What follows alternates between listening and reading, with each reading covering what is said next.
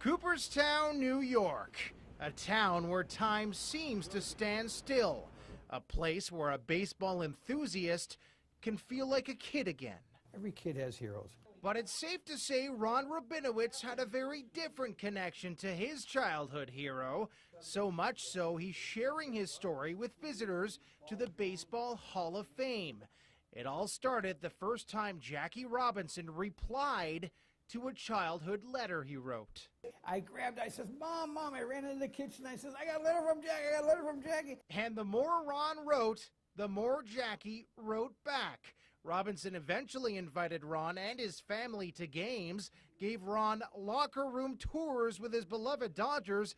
Robinson even attended family dinners.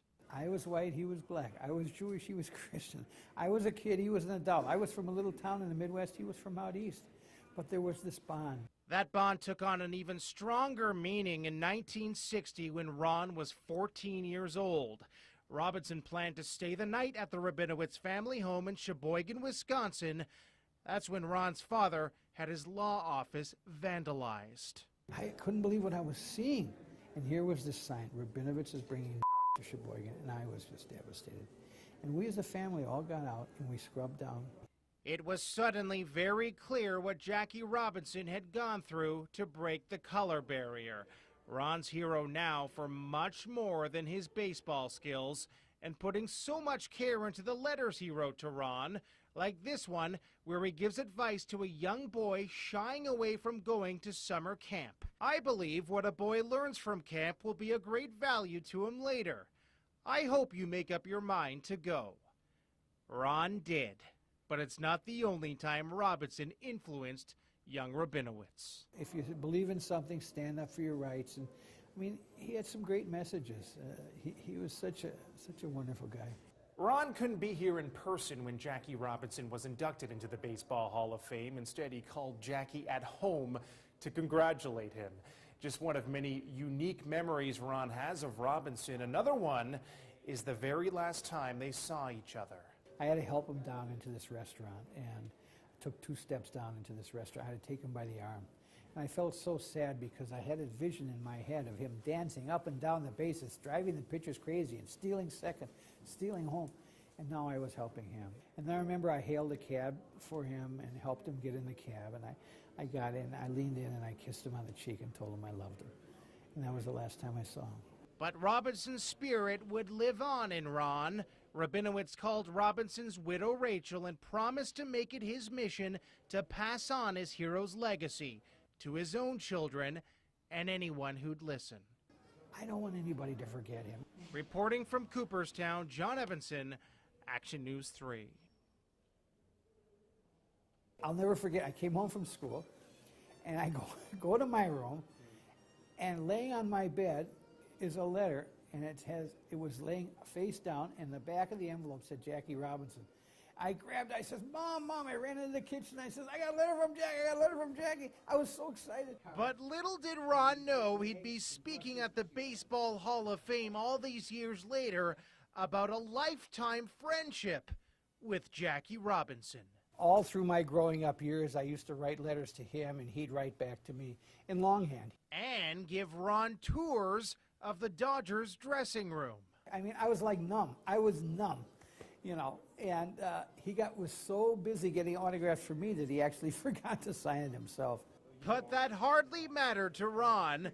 What meant most to him were the letters he got from Jackie, ones that spoke of taking a stand for what you believe in. He always told me that be true to yourself, and he said, you know, always believe in, if you believe in something, stand up for your rights. And I mean, he had some great messages. He was such a wonderful guy. And so touched by Ron's love for him, when he retired, he gave him his unlisted phone number in Connecticut so they would never lose touch. I was white, he was black. I was Jewish, he was Christian. I was a kid, he was an adult. I was from a little town in the Midwest, he was from out east. But there was this bond. Ron was in junior high school when Jackie Robinson was inducted into the Baseball Hall of Fame, and while he was dying to be here in person, he instead took advantage of that home phone number Robinson had given him. I called him at home, and he kind of chuckled. He said, I thought I'd hear from you, you know. I told him how proud I was of him and how much I loved him, and he thanked me. As a kid, he was my hero. He was helping the Dodgers win pennants. I never saw the wisdom until I got older. And some of these letters are just amazing. Reporting from Cooperstown, John Evanson, Action News 3.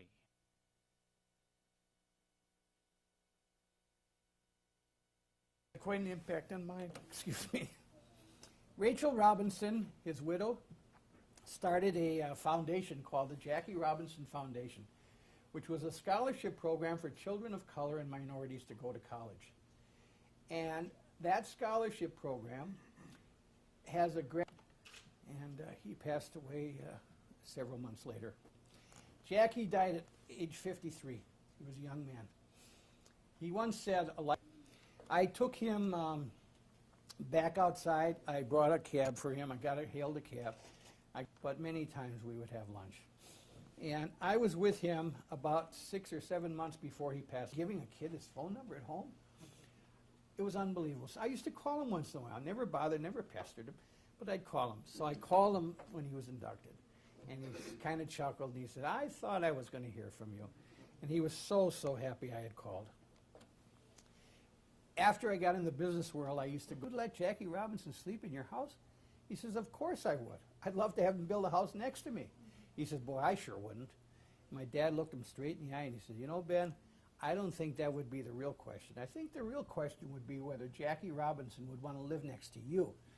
So he really told him. So what happened, unfortunately, he got to Manitowoc.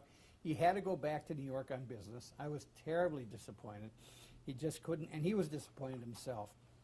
So we went to meet him, and he was presented the key to the city of Manitowoc. It was this big skeleton key, and it had red, white, and blue ribbons on it. And we were taking him back to the airport, and I'm sitting in the back seat with him. He has this key on his lap, and he turns to me and he says, Ronnie, will you keep this key for me? And I mean, I was just so thrilled. So that night, on the way home, my dad had to stop at his office to get some files and do some work at home. We drove up to my dad's law office, and someone had spray painted a sign, Rabinovitz is bringing niggers to Sheboygan. And I started to cry. My dad, my mom, my sister and I, excuse me, we got out of the car, and we took rags and brushes and soap, and we washed it all down. And I thought, my God, how could anybody do such a terrible thing? I was just devastated. He was inducted down, and the police came, and they were going to arrest him. Then they found out he was Jackie Robinson. They let him go. And he said, you know, Ronnie, if my name would have been Paul Jones or John Smith or anybody else, I would be in jail today because of the color of my skin. Those are the things we have to change. He was coming to Manitowoc, Wisconsin, which is between Sheboygan and Green Bay, right on Lake Michigan. And we had made arrangements that he was going to stay at our house overnight and speak to my high school the next day. So needless to say, I was so thrilled. I was so excited. So one day, my dad and I were playing. One time he came in from Birmingham, Alabama. He had spoken there, and he was flying to Milwaukee. We picked him up at the airport. He was quite disturbed. My God, then he did announce his retirement, and I was devastated. I was crying. I was in my room, and I wrote to him, and I said, you know, I was so sad because I thought, how's he ever going to come back to Wisconsin? I mean, I'm in a little town. He's out east. So, and he wrote back to me that his own son, Jackie Jr., was crying. And he assured both of us that everything would be okay. And it seemed like if Jackie said everything was going to be okay, it was. And in fact, it was. Because he came back to Wisconsin many times. He was very active with a group called the National Conference of Christians and Jews. He used to come back for sports banquets and during baseball. And he told me a secret. He said, I'm going to tell you a secret that no one knows except my own family. And he says, I'm going to retire after next year. It's tough heck. He says, Amoros would have had it. Sandy Amoros was a rookie left fielder. He was fast. He says, Ronnie, he says, my legs are gone. Of course, he wouldn't do any of that today. This was one of Jackie's cards. You know, I had heard a lot of incidences of prejudice that Jackie had. Some of it, my dad had read a book to me about Jackie, and some of it Jackie had shared with me. But I never really saw anything firsthand up until one time in Milwaukee. Jackie he was a real competitor. He loved to win. And this particular day, he had a bad game. He struck out 4 times. And the 4th time, he was really frustrated. And in disgust, he was angry at himself, really. He kind of flung his bat back toward the dugout. And unfortunately, the bat sailed on him, hit the top of the dugout, and went into the stands. This woman claimed that she was hit by the bat. And he felt terrible. He actually took a cab to her home that night to apologize in person, brought an autograph. She wanted nothing to do with it. She got a lawyer. She was going to start trouble and sue him. And he just was devastated. He felt terrible. So it turned out that the lawyer was a friend of my dad's, and it turned out that the bat never actually hit her. It hit the railing in front of her seat, never touched her, but because she didn't like African Americans, she wanted to start trouble. So, of course, the lawyer heard this, and he understood. He says, I can't take your case, and it was dropped. But I thought, my God, how could anybody do such a terrible thing to him? You know, one time, he played second base, and he played third base a lot. In one particular game, he was in left field. And a ball went by him and rolled all the way to the fence. He had missed it. He ran for it. He missed it. It rolled all the way to the fence. You know, he was a great human being. He was a wonderful man. One time he came out of the dressing room, and I was walking with him, and they were going back on the bus to go back to the hotel. So he's signing kids' autographs, and we're talking, and I'm walking him back to the bus. And here comes a priest with a whole parish full of kids, and they all want autographs. So he starts signing all these autographs. Pretty soon, the guys on the bus are opening up the windows. Come on, Jackie, you're holding us up. He goes to the bus driver, and he says, you know what? Take the guys back to the hotel. I'll take a cab. And he stood there, and he signed every kid's autograph. And, of course, he didn't have to take a cab. We gave him a ride, but that's the type of guy he was. You know, it's amazing as a kid growing up. You know, kids are impatient. And after a game, you have to wait 45 minutes to an hour before the players start coming out. And you're kind of in the bowels of the stadium. There's really nothing to do, nothing to look at, the gray walls, you know. The only thing that we could do to kill time was there was a big sign on the dressing room door that said, warning, do not enter, trespassing, you go to jail, and there were like legal jargon, you know. So we'd read that over and over and over just to kill time. So, and then we'd watch that door handle, because if it turned, we knew someone was coming out. So one day he comes out, and he says, come here. And he takes me by the hand, and he takes me into the locker room. So the first thing I says, Jackie, I'm going to jail. And he says, no, no, no. He chuckled. He says, no, you're with me. And you don't have to worry. He takes this ball out of a bag, a brand new ball, and he takes me from locker to locker to locker. All my heroes, Duke Snyder, Carl Furillo, Roy Campanella, Pee Wee Reese, Don Newcomb. Sandy Koufax was a rookie that year. Every one of the Dodgers signed this ball. I wasn't walking, I was flying, I was just floating. He was so busy getting autographs for me that he actually forgot to sign the ball himself. But I had many other signatures from him. And you know, in those days, we used to play with those balls. I'd take it home, we'd play catch with them, we'd hit them, they'd get grass stains on them. I mean, it was so different than today. My dad's law office was next to a tobacco and candy wholesaler. So he used to bring me the Topps baseball cards. I had every card from 1951 on. And 18 cavities in my mouth at the time from all the bubble gum. But, you know, I mean, these were hobby cards in those days. We played with them. I put them in teams. If a guy was traded from the Phillies to the Reds, I'd cross out Phillies and write Reds. I mean, you know, the kids put stadium.